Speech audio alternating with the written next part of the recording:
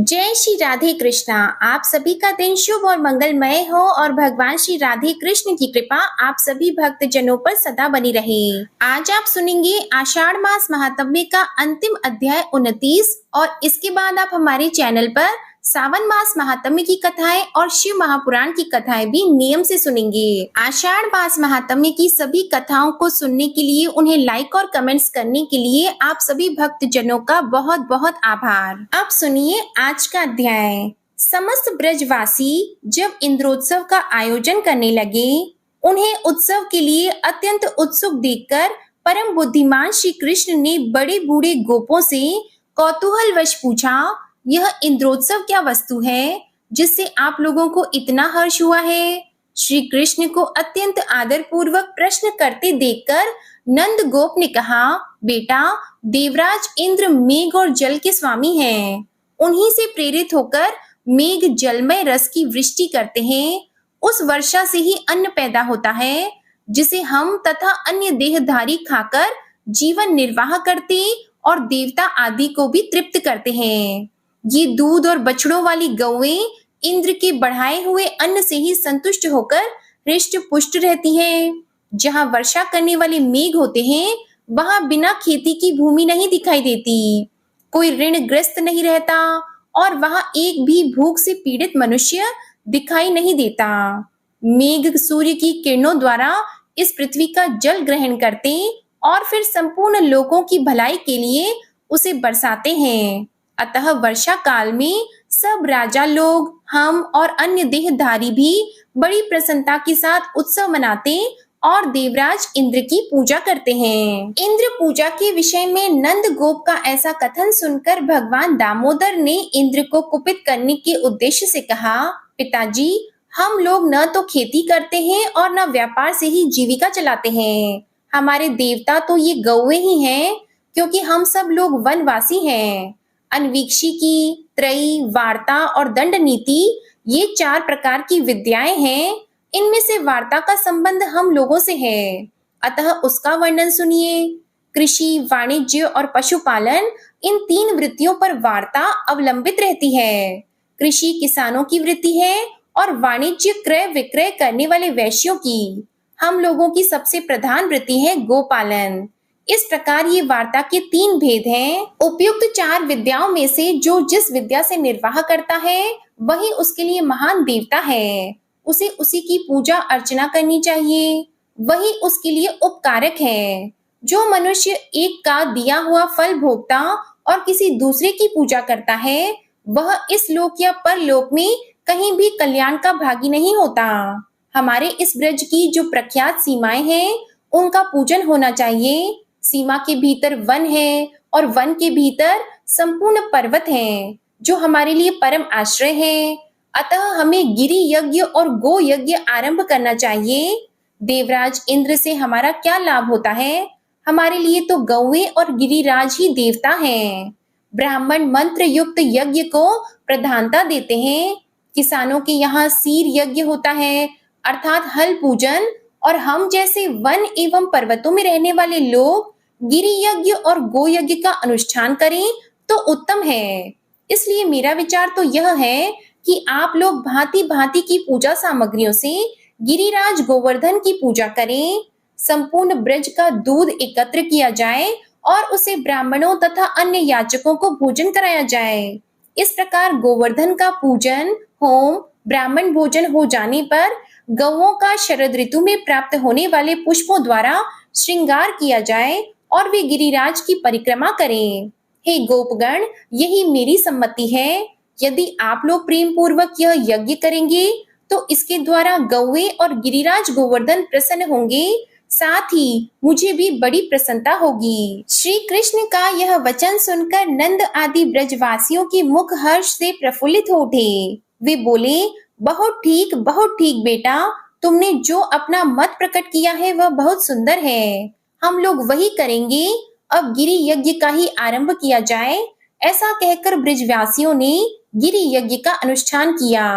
गिरिराज गोवर्धन को दही और खीर आदि की बलि चढ़ाई, सैकड़ों हजारों ब्राह्मणों को भोजन कराया, फिर गायों और सांडों की पूजा की गई और उनके द्वारा गिरिराज की परिक्रमा कराई गई।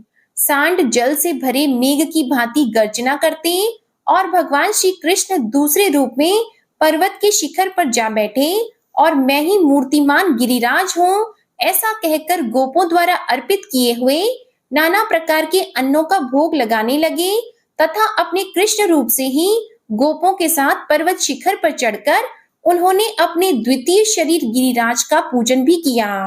इसके बाद गिरिराज रूप में प्रकट हुए भगवान अंतर्ध्यान हो गए और गोपगण उनसे मनोवांछित वरदान पाकर गिरि यज्ञ की समाप्ति करके पुनः अपने ब्रज में लौट आए। श्री व्यास जी कहते हैं, इंद्र यज्ञ में बाधा पड़ने से देवराज इंद्र को बड़ा क्रोध हुआ। उन्होंने मेघों के संवर्तक नामक गण से कहा, बादलों मेरी बात सुनो और मैं जो भी आज्ञा दूं उसे बिना विचारे शीघ्र पूरा करो। खोटी बुद्धि वाले नंद गोप ने अन्य ग्वालों के साथ श्री कृष्ण के बल पर उन्मत्त होकर मेरे यज्ञ को बंद कर दिया है।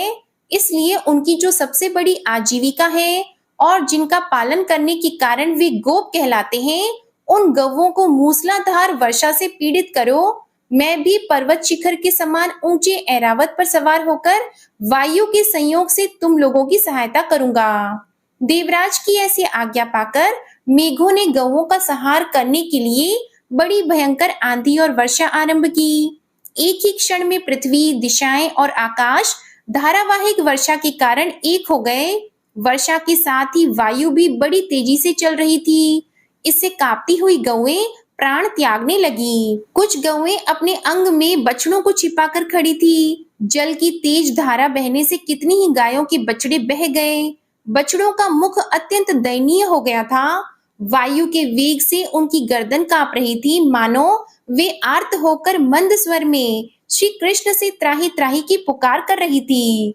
भगवान ने देखा गौओं, गोपियों और ग्वालों से भरा हुआ संपूर्ण ब्रज अत्यंत पीड़ित हो रहा है। तब उन्होंने उनकी रक्षा के लिए इस प्रकार विचार किया कि जान पड़ता है यह सब देवराज इंद्र की करतूत है। अपना यज्ञ बंद होने से वे हम लोगों के विरोधी हो गए हैं। इस समय मुझे समस्त ब्रज की रक्षा करनी चाहिए। यह गोवर्धन पर्वत बड़ी बड़ी शिलाओं से युक्त है। इसी को अपने बल से उखाड़कर मैं ब्रज के ऊपर छत्र की भांति धारण करूंगा। ऐसा निश्चय करके श्री कृष्ण ने गोवर्धन पर्वत को उखाड़ लिया और उसे लीला पूर्वक एक ही हाथ से धारण किया। पर्वत उखाड़ने के बाद जगदीश्वर श्री कृष्ण ने गोपों से कहा कि मैंने वर्षा से बचने का उपाय कर दिया। तुम सब लोग इसके नीचे आ जाओ और जहां वायु का झोंका न लगे ऐसे स्थानों में यथा योग्य बैठ जाओ। किसी प्रकार का भय न करो और पर्वत के गिरने की आशंका बिल्कुल छोड़ दो। भगवान के ऐसा कहने पर समस्त गोप छकड़ों पर बर्तन भांडे लादे गौओं के साथ उसके नीचे आ गए। वर्षा की धारा से पीड़ित हुई गोपियां भी वहां आ गई। श्री कृष्ण ने गोवर्धन पर्वत को स्थिरता पूर्वक धारण कर रखा था। वह तनिक भी हिलता डुलता नहीं था। ब्रज में रहने वाले गोप गोपीजन हर्ष और विस्मय पूर्ण दृष्टि से उन्हें देखते रहे। वे प्रेम पूर्वक निर्निमेष नेत्रों से देखते हुए भगवान की स्तुति करते रहे।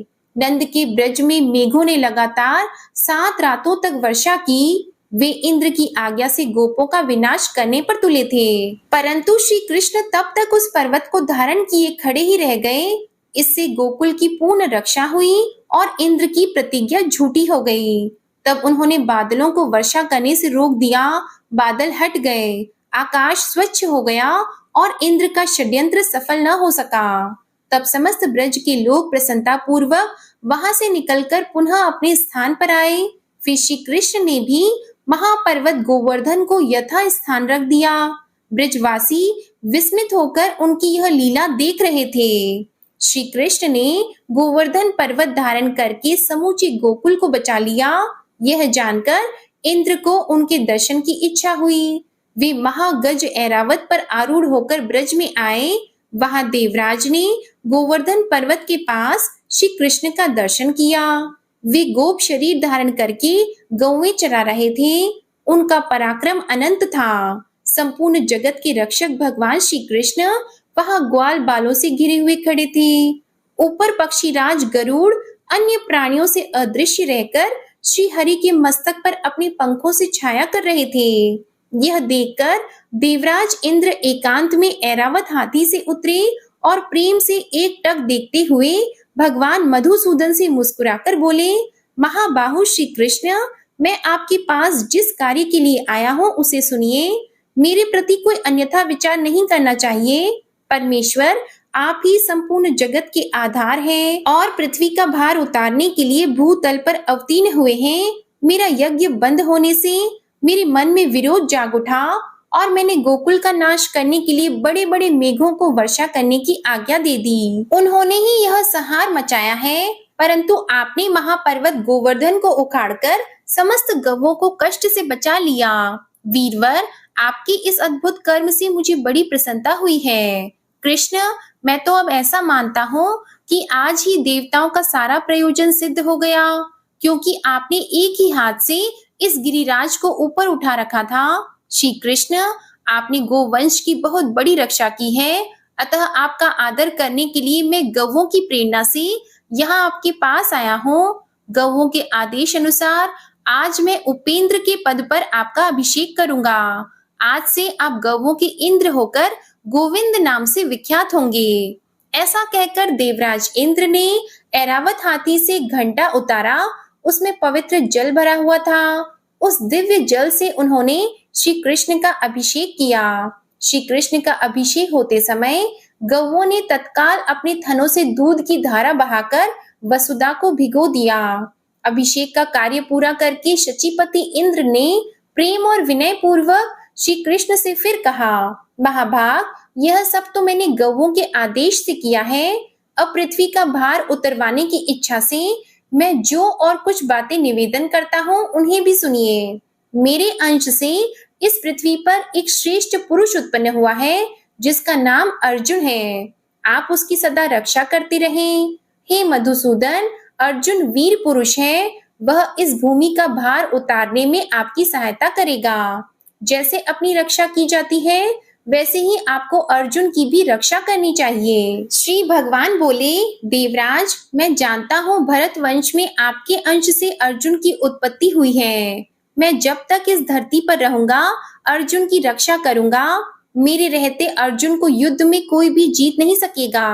महाबाहु कंस, अरिष्टासुर, केशी, कुवलयापीड़ और नरकासुर आदि दैत्यों के मारे जाने के बाद महाभारत युद्ध होगा। उसकी समाप्ति होने पर यह जानना चाहिए कि पृथ्वी का भार उतर गया।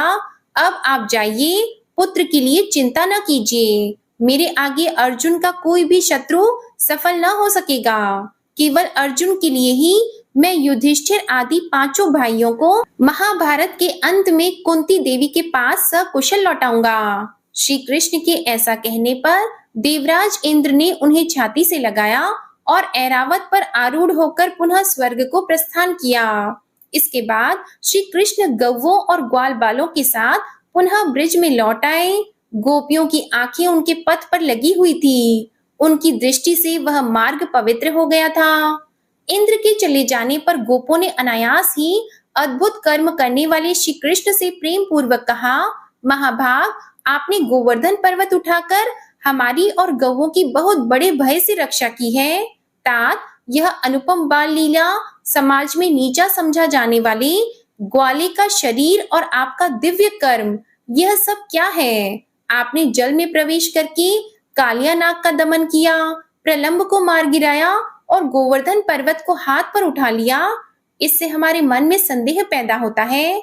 अमित पराक्रम श्री कृष्ण, हम श्री हरि के चरणों की शपथ खाकर सत्य सत्य कहते हैं कि आपकी इस दिव्य शक्ति को देखते हुए हमें विश्वास नहीं होता कि आप मनुष्य हैं। आप देवता हैं या दानव, यक्ष हैं या गंधर्व।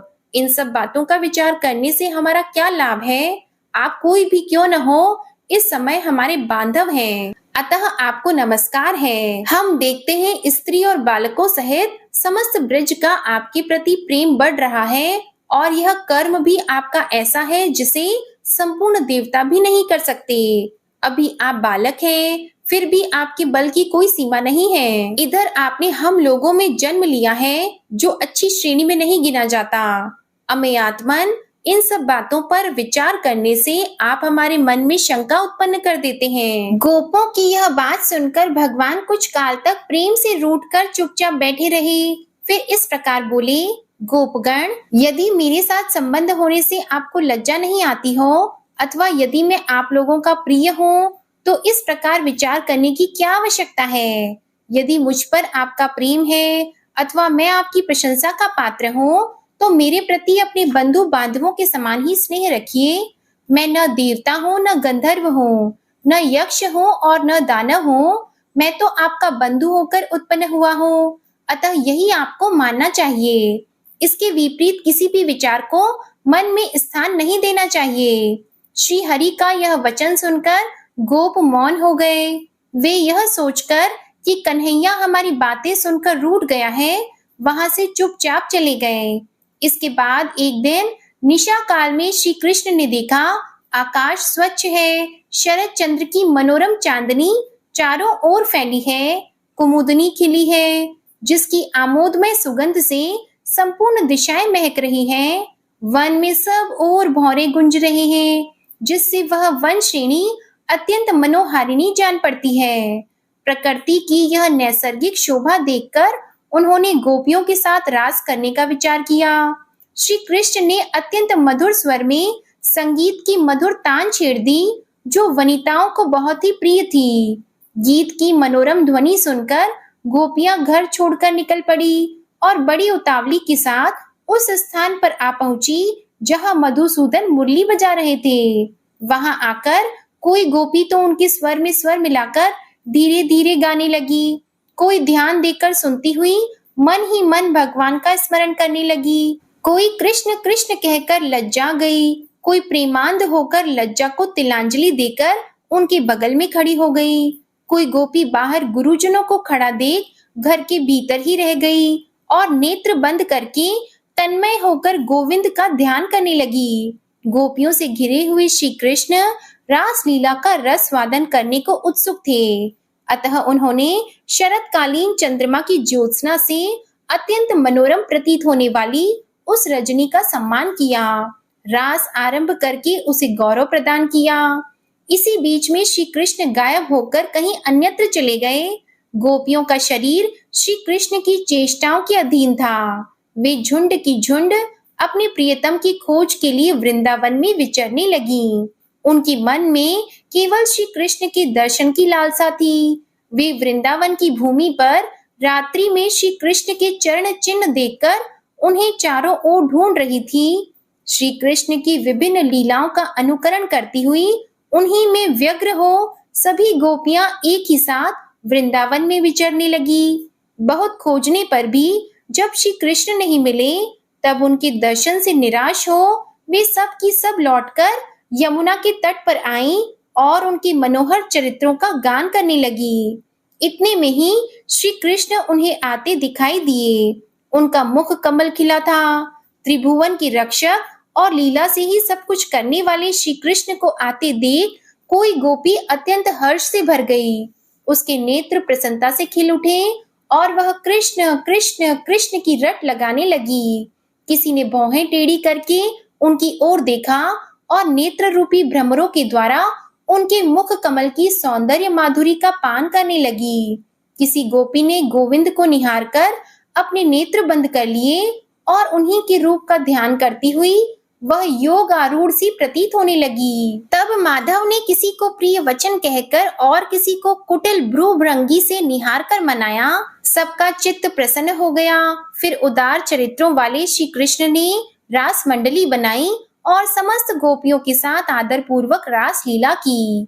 उस समय कोई भी गोपी श्री कृष्ण के पास से हटना नहीं चाहती थी, अतः एक स्थान पर स्थिर हो जाने के कारण रास उचित मंडल न बन सका। तब श्री कृष्ण ने एक एक गोपी का हाथ पकड़कर रास मंडल की रचना की। उस समय उनके हाथ का स्पर्श पाकर प्रत्येक गोपी की आंखें आनंद से मुंद जाती थी। इसके बाद रास लीला आरंभ हुई। चंचल चूड़ियों की झनकार के साथ क्रमशः शरद ऋतु की शोभा के रमणीय गीत गाए जाने लगे। उस समय श्री कृष्ण शरद ऋतु के चंद्रमा का, उनकी चारों चंद्रिका का और मनोहर कुमुद वन का वर्णन करते हुए गीत गाते थे किंतु गोपियां बारंबार केवल श्री कृष्ण के नाम का ही गान करती थी। श्री कृष्ण जितने ऊंचे स्वर से रास के गीत गाते, उससे दुगुने स्वर में समस्त गोपियां धन्य कृष्ण का उच्चारण करती थीं। भगवान जब आगे चलते तब गोपियां उनके पीछे चलती थीं, और जब वे पीछे की ओर घूमकर लौट पड़ते तब वे उनके सामने मुंह किए हुए पीछे हटती थीं। इस प्रकार वे अनुलोम और प्रतिलोम गति से श्री हरि का साथ देती थीं। मधुसूदन ने उस समय गोपियों के साथ ऐसा रास किया जिससे उन्हें उनके बिना एक क्षण भी करोड़ वर्षों के समान प्रतीत होने लगा। भगवान श्री कृष्ण सबके ईश्वर हैं। वे गोपियों में, उनके पतियों में तथा संपूर्ण भूतों में भी निवास करते हैं। वे आत्मा रूप से संपूर्ण विश्व को व्याप्त करके स्थित हैं। जैसे सभी प्राणियों में पृथ्वी, जल, अग्नि, वायु, आकाश और आत्मा है, उसी प्रकार भगवान भी सबको व्याप्त करके स्थित हैं। एक दिन आधी रात के समय जब श्री कृष्ण रास लीला में संलग्न थे, अरिष्टासुर नाम का उन्मत्त दानव ब्रजवासियों को त्रास देता हुआ वहां सांड के रूप में आ पहुंचा। उसका शरीर जलपूर्ण मेघ के समान काला था, सींग तीखे थे, नेत्र सूर्य की भांति तेजस्वी दिखाई देते थे। वह अपने खुरों के अग्रभाग से पृथ्वी को विदीर्ण किए डालता था और दांत पीसता हुआ अपने दोनों होठों को बार बार जीभ से चाटता था।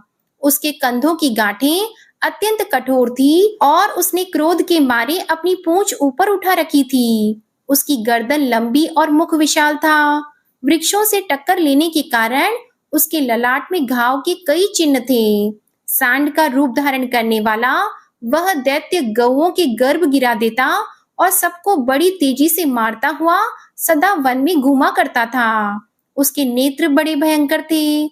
उसे देखकर समस्त गोप और गोपांगनाएं अत्यंत भय से व्याकुल हो उठी और कृष्ण कृष्ण पुकारने लगी। उनका आर्तनाद सुनकर श्री कृष्ण ने ताल ठोकते हुए सिंह के समान गर्जना की। वह शब्द सुनकर दुरात्मा वृषभासुर श्री कृष्ण की ओर ही दौड़ा। उसकी आंखें श्री कृष्ण के पेट की ओर लगी थी और सामने उन्हीं की सीध में उसने सींगों का अग्र भाग कर रखा था। उस महाबली दैत्य को आते देख श्री कृष्ण अवहेलना पूर्वक हंसने लगे और अपने स्थान से तिल भर भी पीछे न हटे। ज्यों ही वह दैत्य समीप आया, मधुसूदन ने झट उसके दोनों सींग पकड़ लिए और अपने घुटने से उसकी कोख में प्रहार किया। सींग पकड़ लिए जाने से वह दानव हिल डुल नहीं पाता था। उसका अहंकार और बल दोनों नष्ट हो चुके थे। श्री कृष्ण ने उसकी गर्दन को भीगे हुए कपड़े की भांति निचोड़ डाला और एक सींग उखाड़कर उसी से उस पर प्रहार किया। इससे वह महादैत्य मुंह से रक्त वमन करके मर गया। उसके मारे जाने पर गोपों ने भगवान श्री कृष्ण की भूरी भूरी प्रशंसा की। ठीक उसी तरह जैसे पूर्व काल में जंभासुर के मारे जाने पर देवताओं ने देवराज इंद्र की स्तुति की थी। जय श्री कृष्णा। आषाढ़ मास महात्म्य का अंतिम अध्याय भी समाप्त हुआ। प्रिय भक्त जनों, अब सच्चे मन से भगवान श्री हरि विष्णु जी का ध्यान करके इस परम कल्याणकारी स्तोत्र का पाठ करते हैं। जय श्री हरि विष्णु। शुक जी ने कहा कि बुद्धि के अनुसार पिछले अध्याय में वर्णन किए गए रीति से अपने मन को नियंत्रित कर और हृदय को स्थिर करके गजेंद्र अपने पिछले जन्म में याद किए गए सर्वोच्च कार्य और बार बार जाप किए जाने वाले स्तोत्र का जाप करने लगा। गजेंद्र ने मन ही मन श्री हरि विष्णु को ध्यान करते हुए कहा कि जिनके प्रवेश करने से शरीर और मस्तिष्क चेतन की तरह व्यवहार करने लगते हैं, ओम द्वारा लक्षित और पूरे शरीर में प्रकृति और पुरुष के रूप में प्रवेश करने वाले उस सर्वशक्तिमान देवता का मैं मन ही मन स्मरण करता हूँ, जिनके सहारे ये पूरा संसार टिका हुआ है, जिनसे ये संसार अवतरित हुआ है, जिन्होंने प्रकृति की रचना की है और जो खुद उसके रूप में प्रकट हैं, लेकिन इसके बावजूद भी वो इस दुनिया से सर्वोपरि और श्रेष्ठ हैं। ऐसे अपने आप और बिना किसी कारण के भगवान की मैं शरण में जाता हूँ। अपने संकल्प शक्ति के बल पर अपने ही स्वरूप में रचित और सृष्टि काल में प्रकट एवं प्रलय में अप्रकट रहने वाले इस शास्त्र प्रसिद्धि प्राप्त कार्य कारण रूपी संसार को जो बिना कुंठित दृष्टि के साक्ष्य रूप में देखते रहने पर भी लिप्त नहीं होते, चक्षु आदि प्रकाशकों के परम प्रकाशक प्रभु आप मेरी रक्षा करें। बीतते गए समय के साथ तीनों लोकों और ब्रह्म आदि लोकपालों के पंचभूत में प्रवेश कर जाने पर और पंचभूतों से लेकर महत्वपूर्ण सभी कार्यों के उनकी परम करुणा स्वरूप प्रकृति में मग्न हो जाने पर उस समय दुर्गेय और घोर अंधकार रूपेण प्रकृति से ही बच रही थी। उस अंधकार से परे अपने परम धाम में जो सर्वव्यापी भगवान सभी दिशाओं में प्रकाशित होते रहते हैं, वो भगवान मेरी रक्षा करें। विभिन्न नाट्य रूपों में अभिनय करने वाले और उस अभिनेता के वास्तविक स्वरूप को जिस प्रकार से साधारण लोग भी नहीं पहचान पाते, उसी तरह से सत्व प्रधान देवता और महर्षि भी जिनके स्वरूप को नहीं जान पाते, ऐसे में कोई साधारण प्राणी उनका वर्णन कैसे कर सकता है। ऐसे दुर्गम चरित्र वाले भगवान मेरी रक्षा करें। अनेकों शक्ति से मुक्त सभी प्राणियों को आत्मबुद्धि प्रदान करने वाले, सबके बिना कारण हेत और अतिशय साधु स्वभाव ऋषि मुनि जन जिनके परम स्वरूप को देखने की इच्छा के साथ वन में रहकर अखंड ब्रह्मचार्य तमाम अलौकिक व्रतों को नियमों के अनुसार पालन करते हैं, ऐसे प्रभु ही मेरी गति है। वह जिनका हमारी तरह ना तो जन्म होता है और ना जिनका अहंकार में कोई भी काम नहीं होता, जिनके निर्गुण रूप का ना कोई नाम है और ना कोई रूप है, इसके बावजूद भी वह समय के साथ इस संसार की सृष्टि और प्रलय के लिए अपनी इच्छा से अपने जन्म को स्वीकार करते हैं। उस अनंत शक्ति वाले परम ब्रह्मा परमेश्वर को मेरा नमस्कार है। प्राकृत आकार रहित और अनेक रूप वाले अद्भुत भगवान को मेरा बार बार नमस्कार है। स्वयं प्रकाशित सभी साक्ष्य परमेश्वर को मेरा शत शत नमन है। वैसे देव जो मन वाणी और चित्त वृत्तियों से परे हैं, उन्हें मेरा बारंबार नमस्कार है।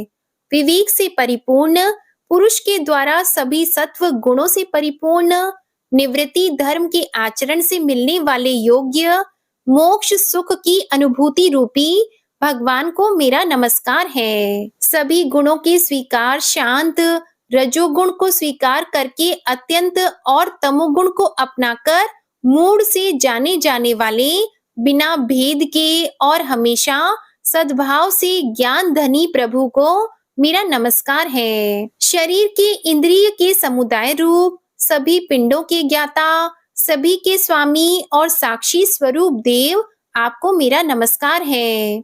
सभी के अंतर्यामी प्रकृति के परम कारण लेकिन स्वयं बिना कारण भगवान को मेरा शत शत नमस्कार है।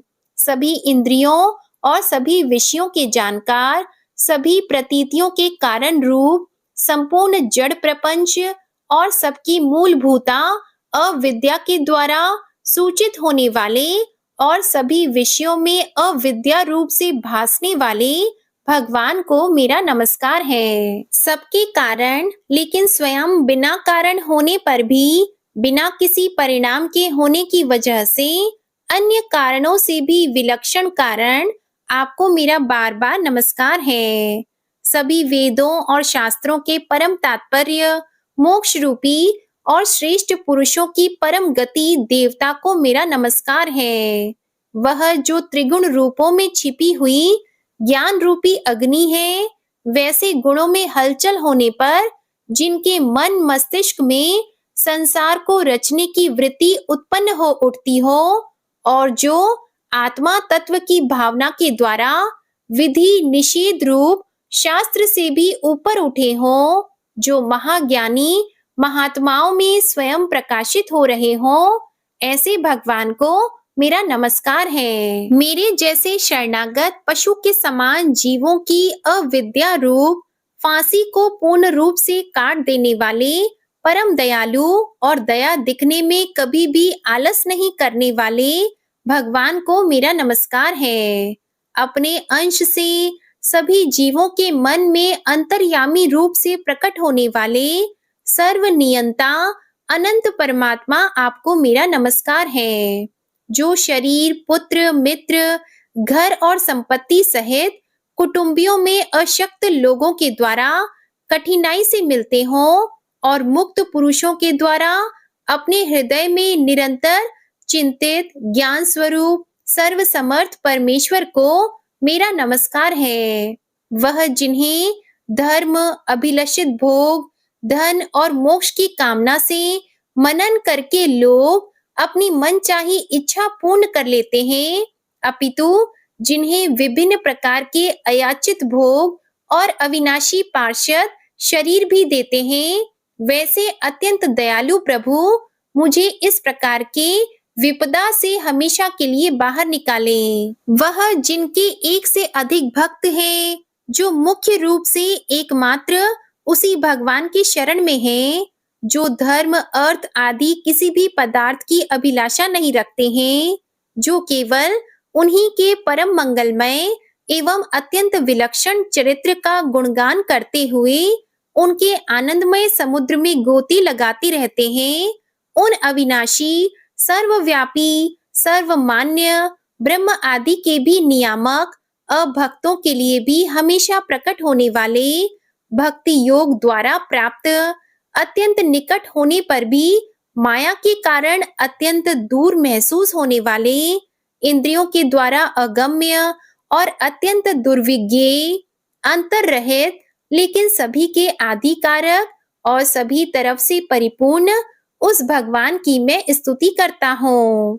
वो जो ब्रह्मा सहित सभी देवता, चारों वेद, समस्त चर और अचर जीव के नाम और आकृति भेद से जिनके अत्यंत क्षुद्र अंशों से रचित हैं, जिस तरह से जलती हुई अग्नि की लपटें और सूरज की किरणें हर बार निकलती हैं और फिर से अपने कारण में लीन हो जाती है, उसी प्रकार बुद्धि, मस्तिष्क, इंद्रियां और नाना योनियों के शरीर, जिन सभी गुणों से प्राप्त शरीर जो स्वयं प्रकाश परमात्मा से अवतरित होकर फिर से उन्हीं में लीन हो जाता है। वह भगवान जो ना तो देवता है, ना असुर, ना मनुष्य और ना ही मनुष्य से नीचे किसी अन्य योनि के प्राणी, ना ही वो स्त्री है, ना पुरुष और ना ही नपुंसक और ना ही वो कोई ऐसे जीव हैं जिनका इन तीनों ही श्रेणी में समावेश है।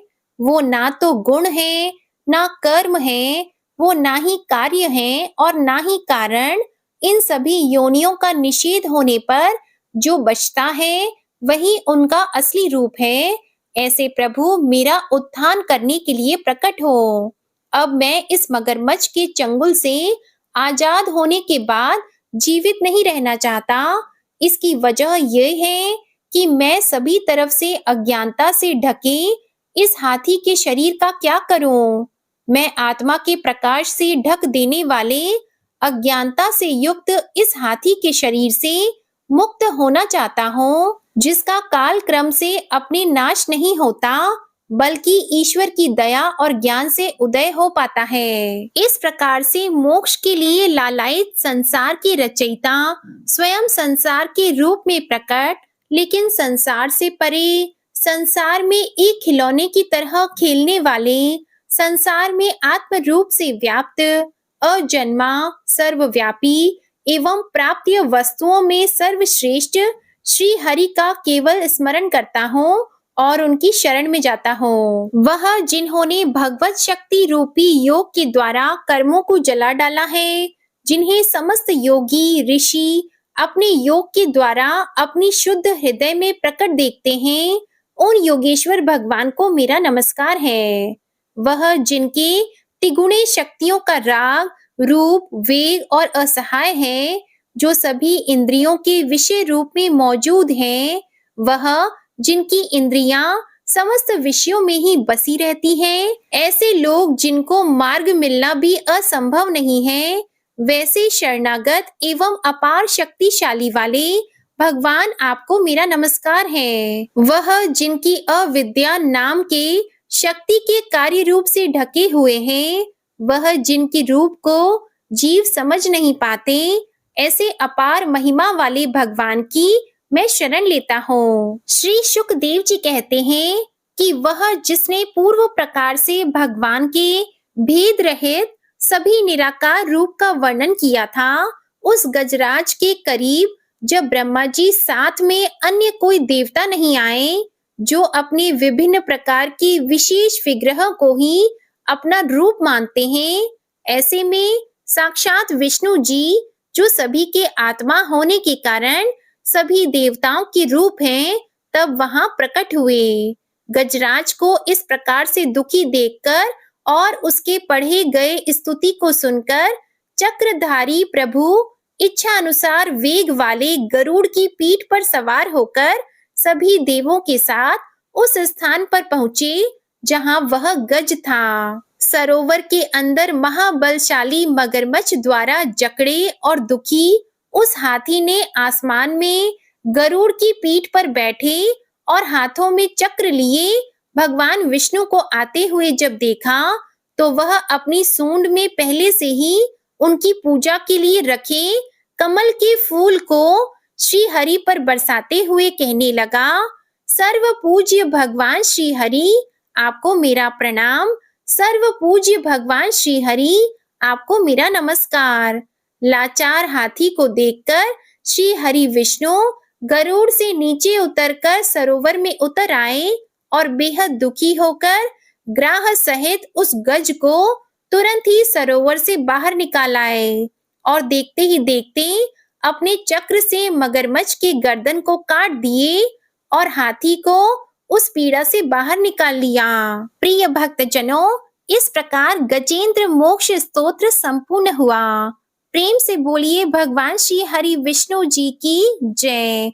जय माता लक्ष्मी जी, जय हो नारायण भगवान की। बंशी शोभित कर मधुर, नील जलद तन श्याम, अरुण अधर जनुबिंब फल, नयन कमल अभिराम। पूर्ण इंद्र अरविंद मुख, पीतांबर शुभ साज, जय मनमोहन मदन छवि, कृष्ण चंद्र महाराज। जय यदुनंदन जय जगवंदन, जय वसुदेव देवकी नंदन, जय यशोदा सुत नंद दुलारे, जय प्रभु भक्तन के द्रुग तारे। जय नट नागर नाग नथैया, कृष्ण कन्हैया धेनु चरैया। पुनि नख पर प्रभु गिरिवर धारो, आओ दीनन कष्ट निवारो। वंशी मधुर अधर धरि टेरो, होवे पूर्ण विनय यह मेरो। आओ हरि पुनि माखन चाखो, आज लाज भारत की राखो। गोल कपोल चिबुक अरुणारी, मृदु मुस्कान मोहिनी डारी। राजित राजीव नयन विशाला, मोर मुकुट वैजंती माला। कुंडल श्रवण पीत पट आछी, कटी किंकिणी काचनि काछी। नील जलज सुंदर तनु सोहे, छवि लखी सुर नर मुनि मन मोहे। मस्तक तिलक अलक घुंघराली, आओ कृष्ण बांसुरी वाली। करि पय पान पुत नहीं तारियो, अका बका का गासुर मारियो।